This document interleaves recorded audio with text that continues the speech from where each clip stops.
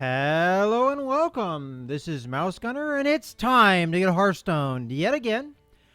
This time around, we're going to be showing off a deck that I was able to create by going through the Curse of Naxxramas solo adventure.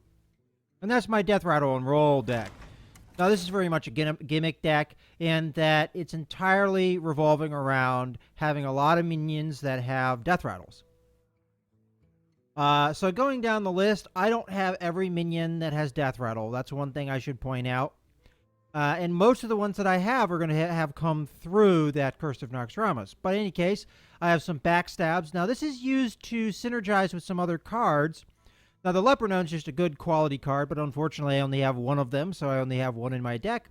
Undertaker's pretty obvious. This will work with your other Deathrattles to get more and more buffed up. Zombie Chow is a good early play to trade with. Of course, it does heal the enemy hero, but the idea is you trade with it, not necessarily hit the hero in the face, and then when they get that 5 health, it's not that big of a deal. Eviscerate is also used to combo, possibly, or synergize with some of these cards, or just as a way of dealing a decent amount of damage. I only have one in here, though.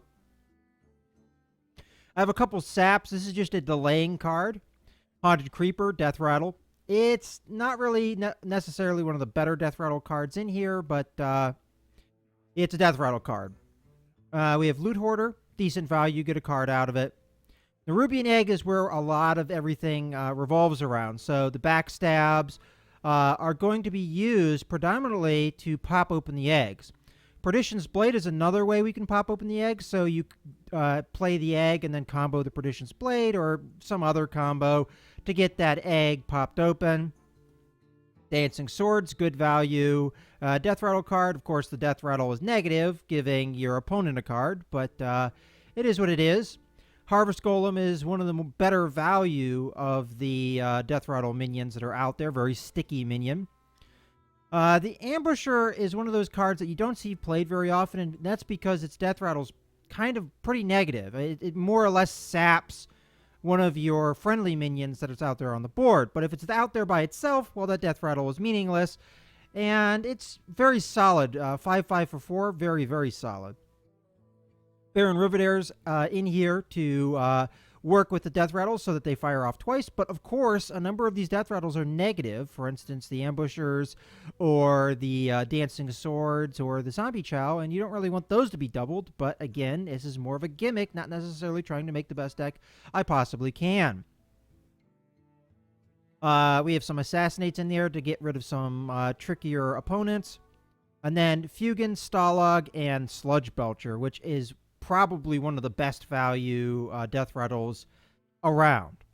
Okay, now that we've gone over the deck, let's go ahead and hop into a match here.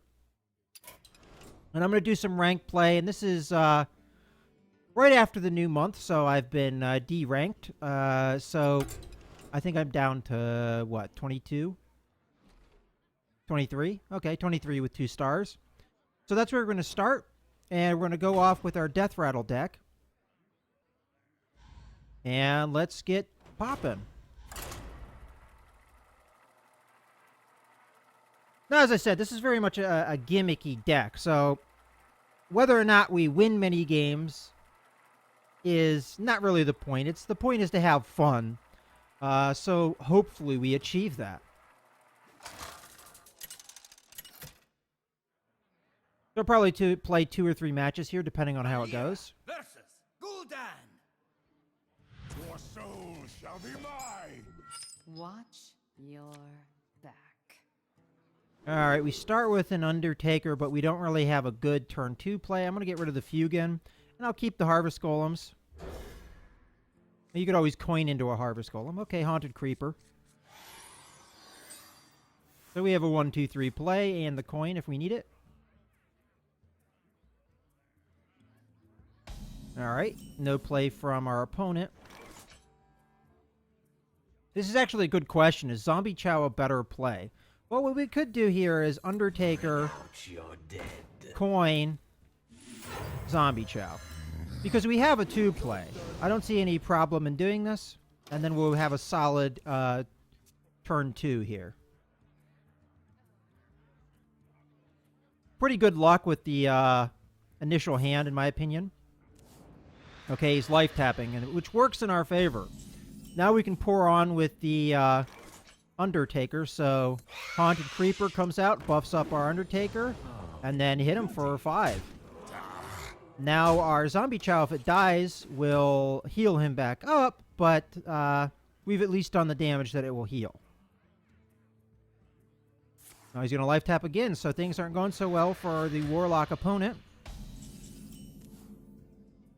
Alright, so we're rolling. Let's do another one. Got a Harvest Golem down. Now, if you're wondering why I did a Rogue, it's mostly because the Rogue is the only class that I don't yet really have a deck for. And it seems to work alright with the backstabs and everything. I kind of like that, so... Alright, we already have the Warlock half dead. Now, this could be a hand lock. And he might be purposely not playing cards here. We'll find out here in a second. Yep, it's a Twilight Drake, so exactly what that is. Well, you know what? I think we're going to ignore the Drake, and the reason being is we can assassinate anything that he plays next turn. So the question is, what do we play here? The Ambusher would probably be a bad move, although he can't out-and-out kill it. I think that is what I'm going to play, because anything else would be, you know, a little shy on mana. Alright, so we're just going to keep hitting him in the face. This definitely looks like a hand lock. We don't want to give him a chance to get going. Of course, he could play, you know, Giants on us pretty soon. He has them in his hand. But if that's the case, we assassinate. And frankly, he has to heal himself here, which it looks like he's about to do. Or not. Dark Bomb. Well, yeah, he heals himself by killing the Zombie Chow. He still has to kill a lot of minions. Alright, kill that. I can't quite kill him. And Mortal Coil. Yeah. See, that's a danger of the Ambusher.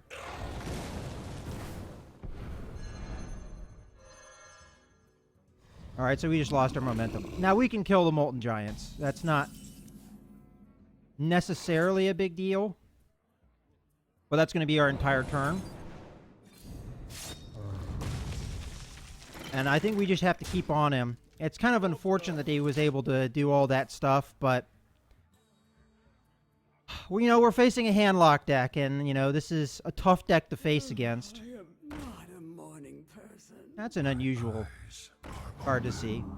Yeah, and usually handlocks have a lot of healing in their decks to try and mitigate the damage that they suffer early on. Well, I don't see a reason not to backstab the Twilight Drake. Oh, wait, does he have some kind of effect that makes him immune? No, okay. I can't do that. Oh, undamaged. Alright, that's why I wasn't working. Okay. I'm just being dumb, that's all. Alright, I don't think we can necessarily get him. But we can play some minions out here. Would it be wiser to trade at this point or just keep going for his face? I'm thinking trade. Get rid of that. Put down a Dancing Swords. Yeah, that gives him card draw, but he can't really be helped. And I think that's it. I don't think the backstab's really going to do anything for us, so... That's what we're going to do. And now everything's on a knife's edge. Depends on how the handlock deck can respond. The handlock deck starts getting really scary at this point. Now that he's starting to get more mana. Implosion. We don't want him to see that 4 damage. 3 damage. That's still not good.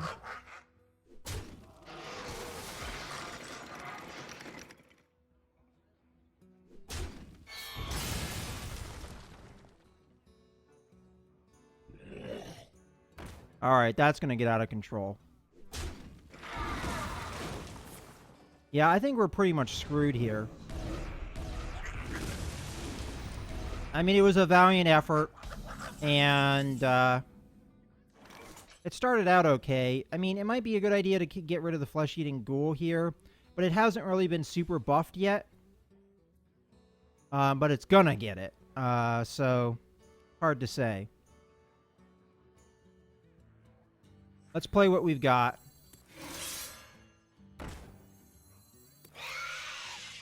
And I think we have to go at the Farseer here. Here we go. I was going to buff up the Ghoul, unfortunately. And that's it. I think we're pretty much done on options.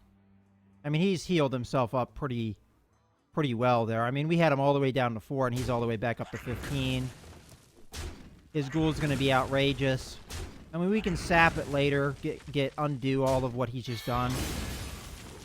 But still, that doesn't leave us with a lot of options. And he's got a full 8 mana to do whatever he wants. More than likely, he has Lord Jaraxxus somewhere in his deck. I'm not going to probably be able to fatigue him anytime soon. It was a good starting hand. Against a lot of other decks, I would have been in the money, but not against a handlock deck. Alright, so we'll sap the Ghoul, get rid of all that buff, put down the Nerubian Egg. We'll backstab it. And frankly, I don't know what else to do. If I keep hitting him in the face, this thing just gets buffed up. And I don't really have an answer to it. It's getting to the point where I think I have to concede. But you know what? We'll soldier on. Here we go.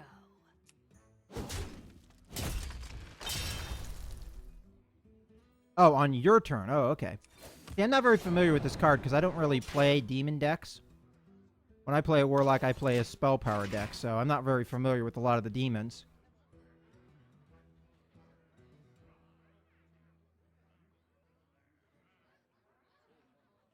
I mean, technically we're still in the game, but we're just going to have to see how it goes.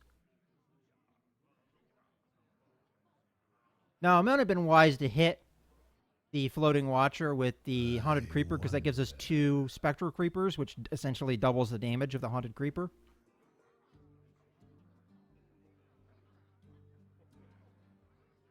But he's got a massive card advantage. We've got not a whole lot going. Oh, that's not going to help.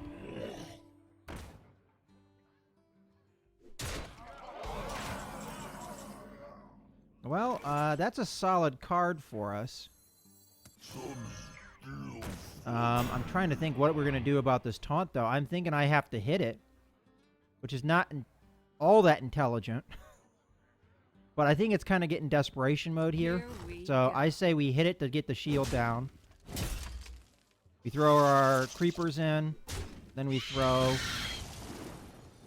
the Nerubian in. Now this is going to get really buffed up, which is a major problem, because now he just bumps this off. Yeah, I think I'm dead. But, you know, we tried. And this is honestly not that surprising of a conclusion. Once he started getting his handlocky bullcrap going.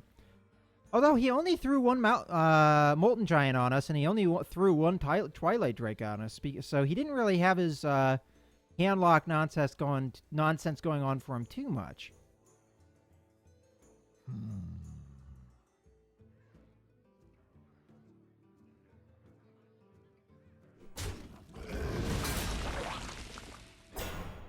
Yeah, all we did was hold him off another turn.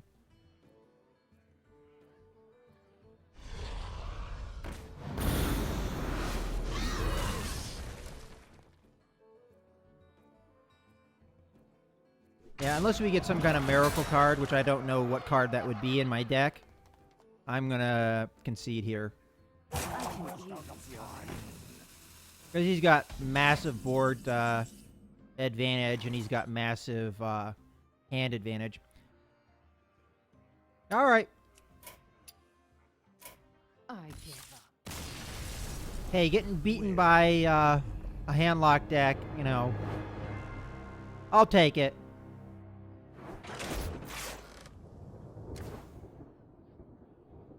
Not the best of starts, but honestly, that was a really great start. I rarely do I get such a great start, but unfortunately for us, we couldn't finish it off. He was able to clear our board and just spank us.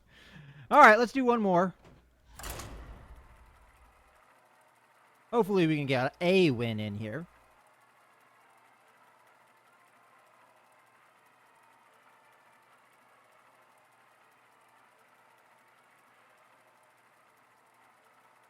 But when this deck gets, firing all cylinders, it's a ton of fun. I've had, with the Stalag and Fugan combo, Valir! and playing with Baron Rivendare, I've had double Thaddeus's happen, Back. and just a lot of fun stuff like that happen. Again, pretty good starting hand, I can't deny. Of course, we're facing a rogue, and who knows what's going to happen here. This guy has the same card back that the last guy had. I hope it's not the same guy, because that wouldn't be fun.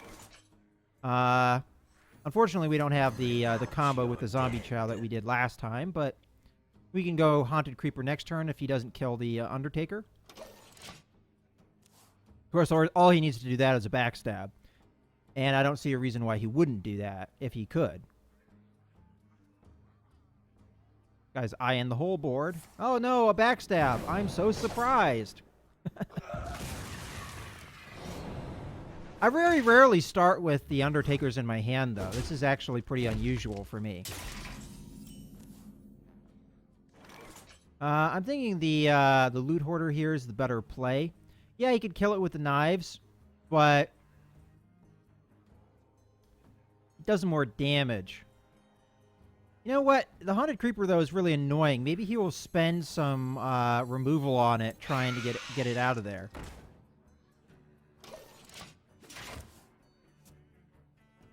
I mean, if he wastes a backstab on it, that wouldn't be too bad.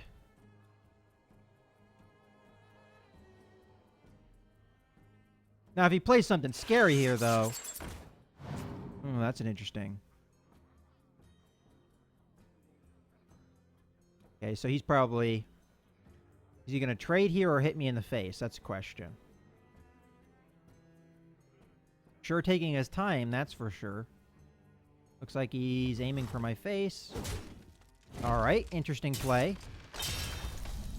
Well, I think for sure we're going to backstab that. And then I think Harvest Golem out here. And then hit him in the face. That's what you get for not trading, buddy.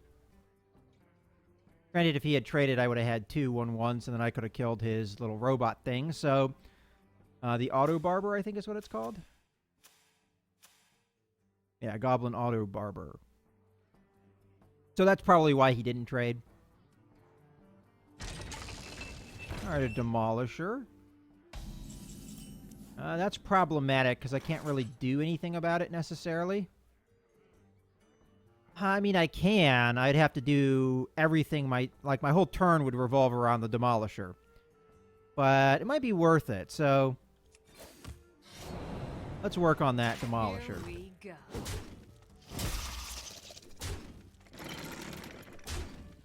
And then we'll play a... Loot Hoarder. And the next turn we'll go with the Sludge Belcher. That would probably, at the best of times, annoy the piss out of people. Now this might be... Alright, let's see what he does here. Betrayal. Yeah, that comes up a lot. Maybe that wasn't the best placement by me. Or at least we get our spiders out of it. Was that his turn? Oh no, card from the Loot Hoarder. Guy takes so long to do his turn. A Fan of Knives. See, that's what I thought he was going to do to start everything off. This guy has a lot of spells, but not very many minions, huh? Alright, see, the thing with the Sludge Belcher is I haven't seen really the more scary removal cards yet, and because he doesn't have a board presence, I'm very tempted to do the Leper Gnome Haunted Creeper play instead. But that leaves us with a really weak board. So I'm thinking I'm going to do the Sludge Belcher play. Yeah, I could get it assassinated, but such is life. And I'll hit him in the face. What the heck? We could coin Leper Gnome, but I don't want to waste a coin on something like that. Baron Rivendare would be a great draw right now. That is if he doesn't kill my entire board. Because then that would just make us insanely sticky. All right. I wonder. Yeah, I see a lot of rogues play mech decks. No, you can't attack a guy. Yeah, you have to attack the taunt. Yeah, see, it doesn't work.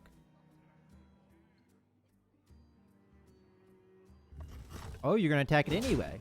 Interesting.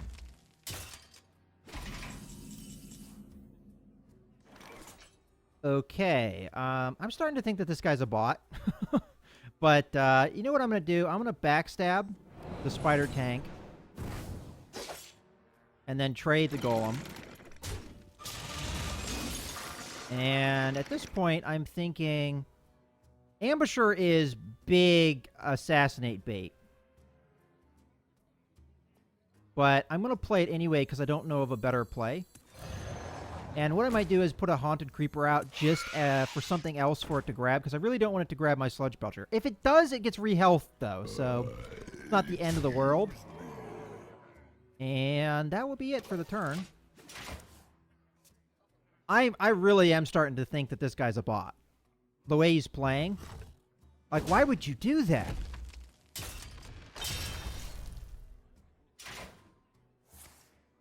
Ah, that's why he did that. Okay.